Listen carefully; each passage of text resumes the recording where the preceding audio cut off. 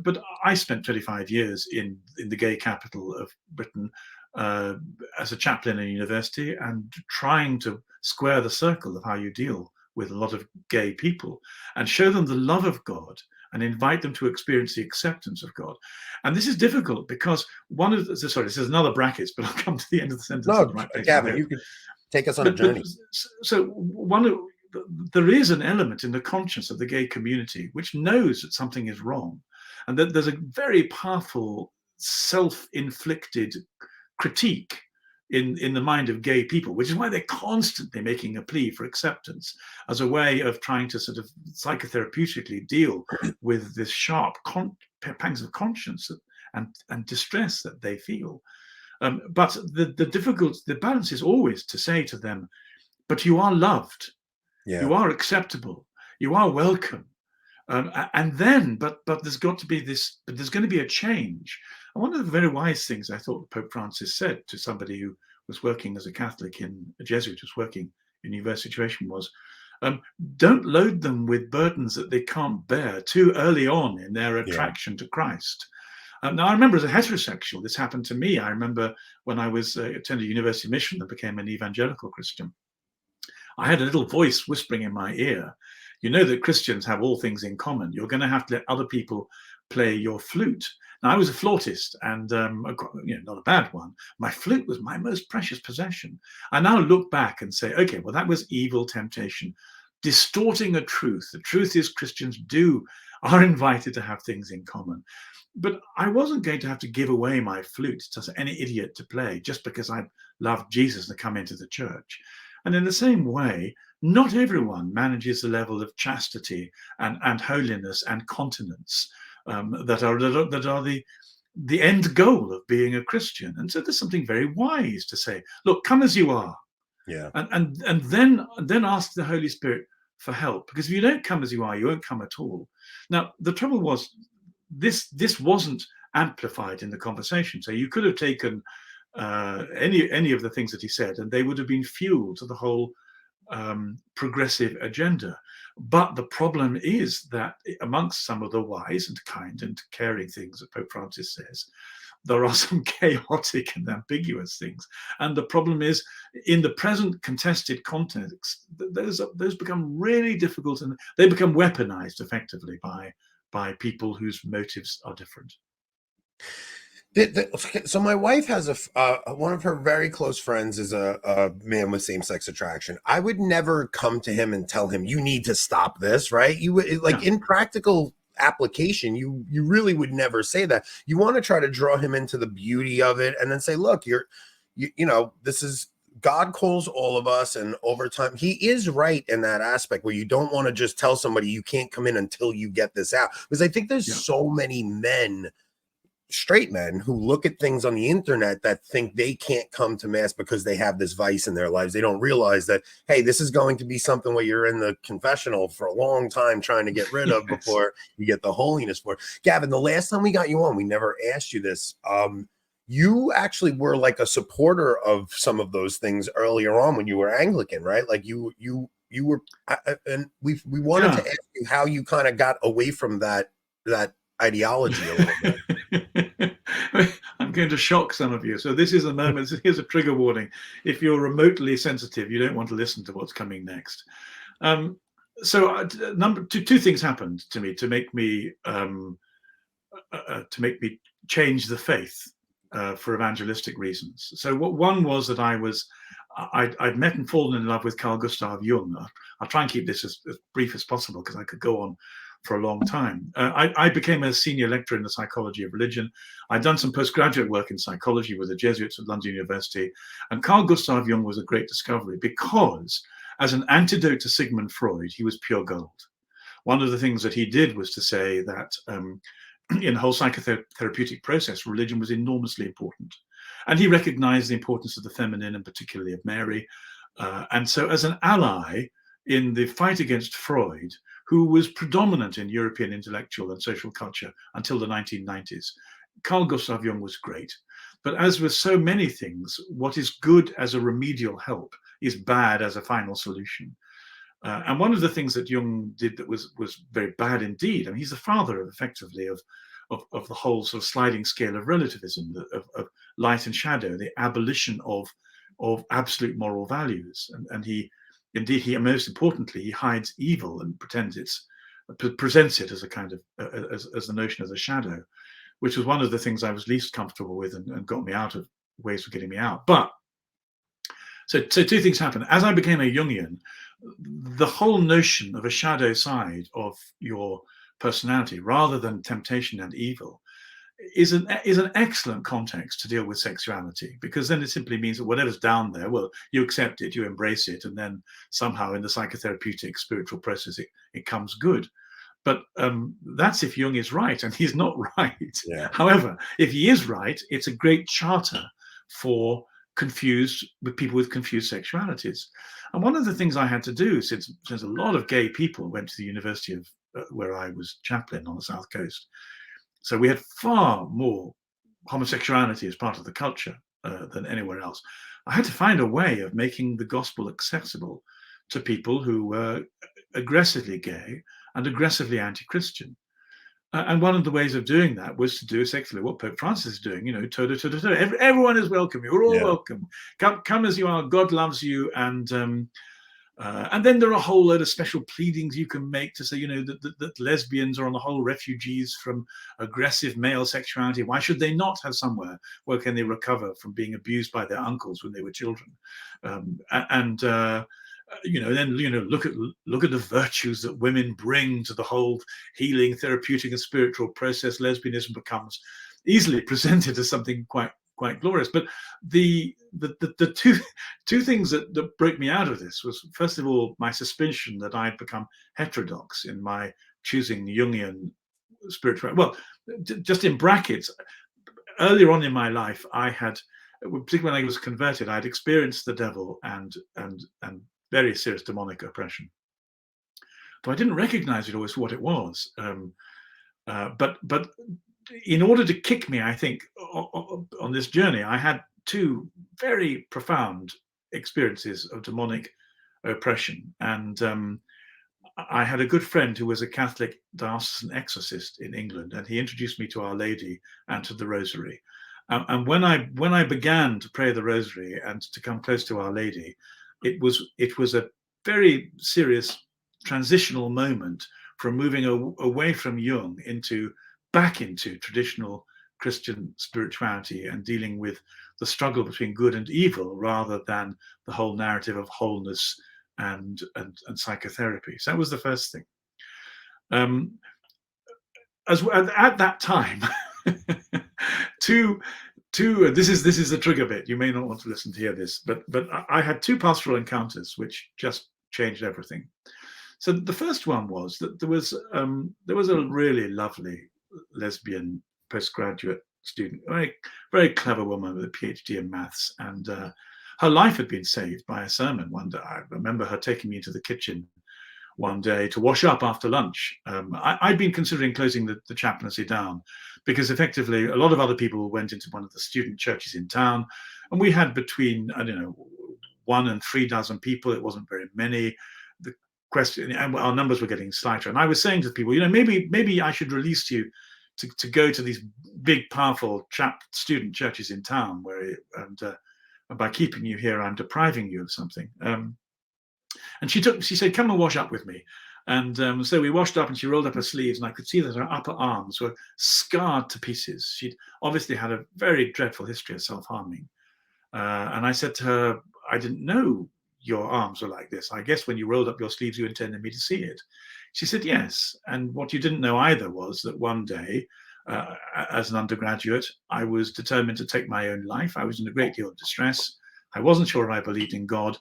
And so I said, God, if you're there, I'm going to go to church today to give you one last chance to save my life.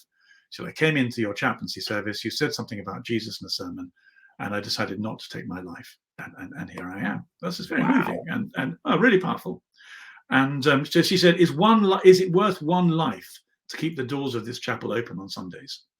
So just in case there's anybody else who's thinking of doing this. And there really were some amazing, wonderful conversion stories. One girl came in on her first day of term looking for the university theatre, thinking my chapel was actually where does he watch films? Well, What's theater. the place you watch? Yes, Movie. okay. Yeah. The movie theater. Yeah. Anyway, and she came to the top of the steps just as we were reading out the gospel, and she was converted on the spot. And 2 weeks later, I said, "Would you do the intercessions?" And she looked panicky, and she said, "What are the intercessions?" I said, "Well, the prayers." So she went away looking panic struck and came back, and the following week read out this beautiful love letter to Jesus as part of the intercessions. I said, "Whoa, where did you learn to do that? That's just so beautiful." And she said, "Well, I had to look up intercessions on the internet. I had no idea what you're talking about. I only became a Christian 2 weeks ago when I walked in looking for a film, heard the gospel, gave my life to Jesus. I don't know what this prayer stuff is. So when I want to talk to someone, I write them a letter. So I've written Jesus a letter." We had some wonderful conversion stories. But back to the thing.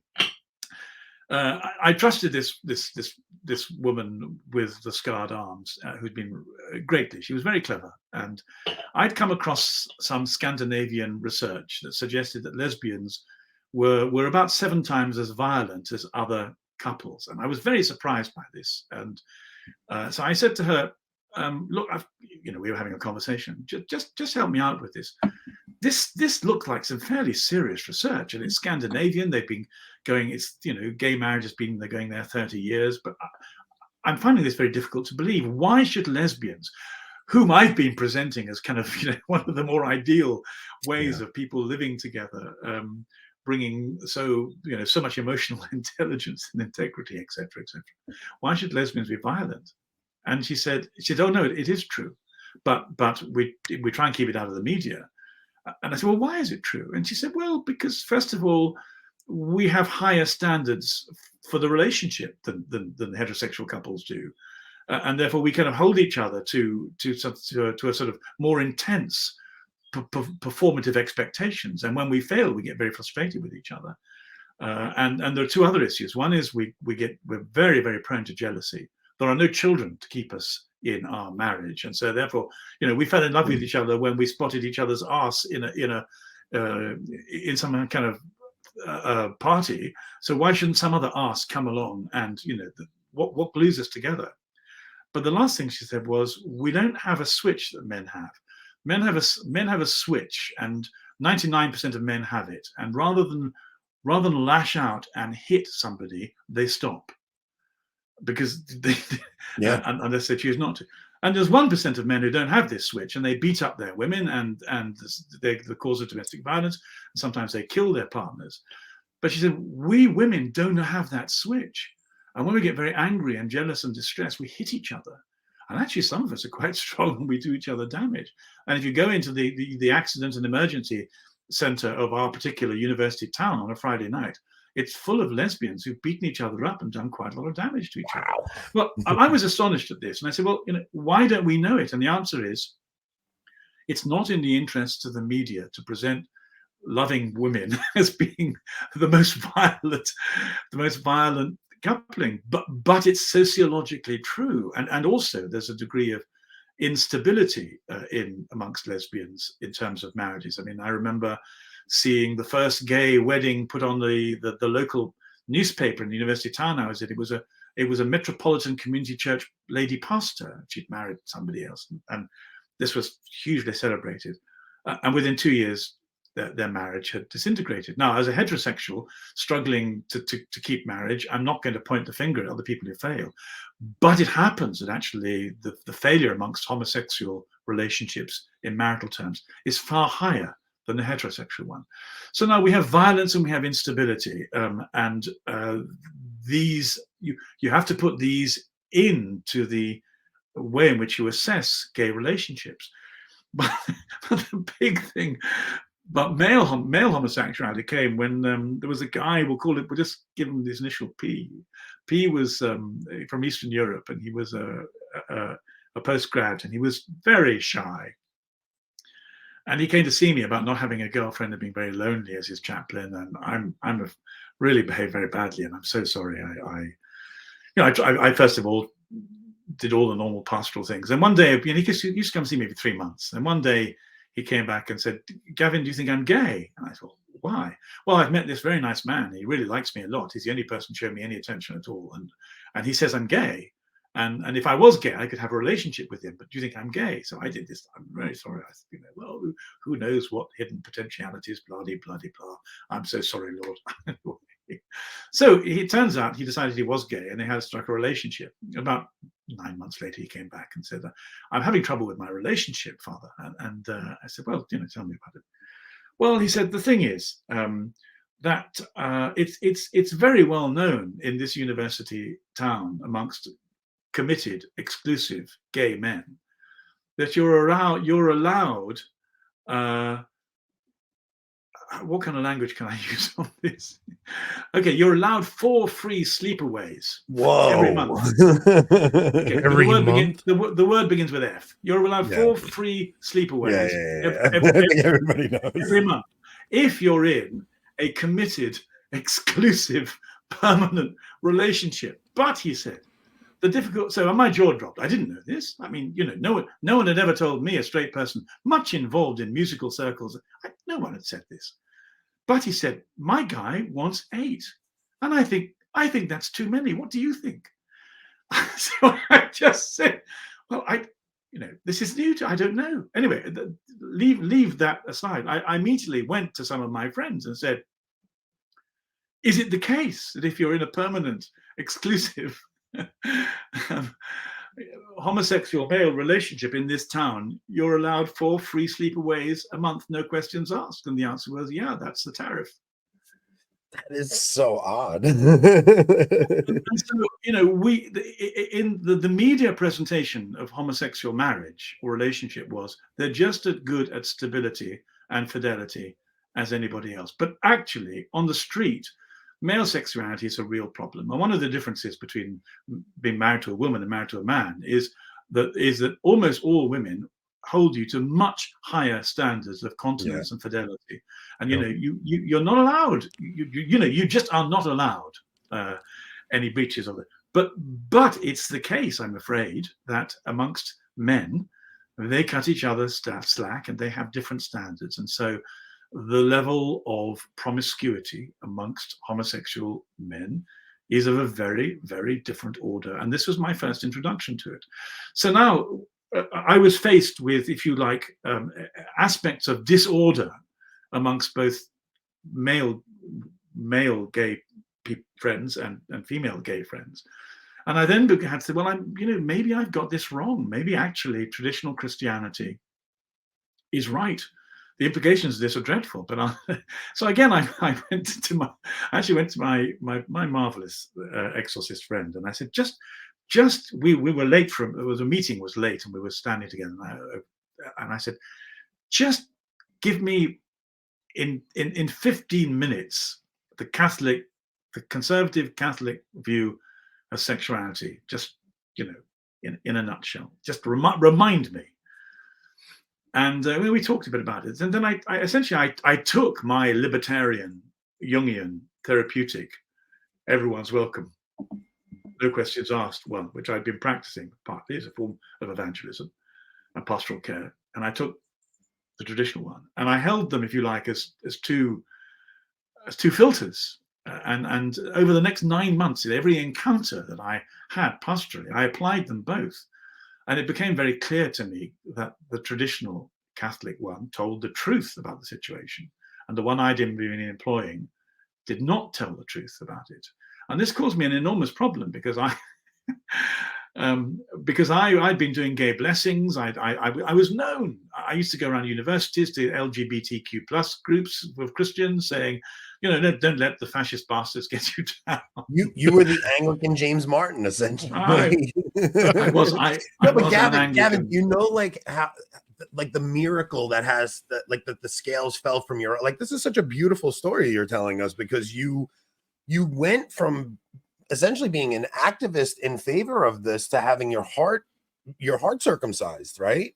I really did, and it's one of the reasons why I found myself being part of the culture wars, and I do so without having lost any of my affection for my gay friends. None whatsoever. I really have a profound admiration and affection for my gay friends, which I will never lose. Why should I? But at the same time, I have a much better educated insight into the pain and the burden of being homosexual, which is enormously problematic. And because one of the things that I've seen, which people hate talking about, okay, this is here's another story. This was another element. There was this really nice kid. She was a lesbian, and she was a very out and out lesbian. And she used to think that I probably needed provoking, so she would sit on her lesbian lover's lap outside my academic office, and they kind of bounce around and flaunt themselves. And it went fine. I'd bless them, so I went by, whatever. So then, but 5-6 years later, about all time this was all going on, she graduated and become grown up, and I was on, I think, Skype, but it was, and her name came as being online. And she said, "Hey, Gav, how are you?" And I said, "Oh, hey, nice to hear from you. How are you? What are you doing?" "Oh, I'm in New York, and I'm grown up now, and I've got a job, and I'm doing this and the other." I said, "Oh, that's fantastic. Oh, and guess what, Gav? I'm in love." I said, "Oh, this is really good news. Who is she?" "No, it's a he." I said, "Wait. I went the extra mile, and the extra mile beyond that, and the one beyond that, to allow you to be a flaunting, non-criticized lesbian, and you're now telling me you're not one?" "Oh, well," she says, he's a really lovely Jewish academic. I'm in love with a man. Forget it. What doesn't matter? People change." Yeah. I said, no, it really does matter. I went to the barricades for the right to you to be a lesbian, and now you tell me that this was a transitional period. Well, many people listening will know that amongst women particularly, less so amongst men, this transitional period is immensely well known. There is indeed a degree of fluidity in women's sexuality. And women for sure. And women for sure. Much less so amongst men. But then again, you see, one of the mistakes people make is that they equate female homosexuality with male homosexuality, to say nothing of bisexuality, which is an entirely different thing. And they say, but this is all one thing. There's a very, very nice skit by Dave Chappelle. Oh, I know. I've seen it. Yeah. He talks about the car, and this one gets in, it's and the car. He goes, "What are you doing here?" Yeah, that's right. Yeah. Well, he absolutely nails it in terms of the lack of sympathy between the LGBT identities. So, again, I'd begun to notice the fact that many of the undergraduates that I had defended, listened to, helped, soothed, pastored when they were lesbians, 10 years later married a guy in church. So, well, then they weren't lesbians. Then the whole public narrative. And then, because one of the things you see very quickly is that the major proponents change their tune. When they want to, they say, "Hey, we're all born this way, get off our backs." And then when they want autonomy, they say, "Yeah, well, we can go on journeys and be who we want and as we want," or whatever. It's entirely inconsistent. Yeah. So essentially, the cumulative effect of this was that the factual inconsistency of the media presentation, which nobody ever challenges, lest they be thought to be homophobic, made me realize that the worldview I had adopted was not just unchristian, it was unreal and untrue. But having adopted it, I had to leave my job in university. I'd quite have liked to become a professor and a chair, and I was a book short in terms of. But I knew that the moment I stopped blessing gay couples in my chapel, I was toast. Yeah. And I didn't want to be sacked because I'd done some good stuff in the previous 24 years. And so it was one of the reasons why I resigned tenure. And I left my university job because now, having become, I was yet to become Catholic, I was still Anglican, but having adopted a traditional Catholic view of sexuality, I wasn't able to work in that post anymore.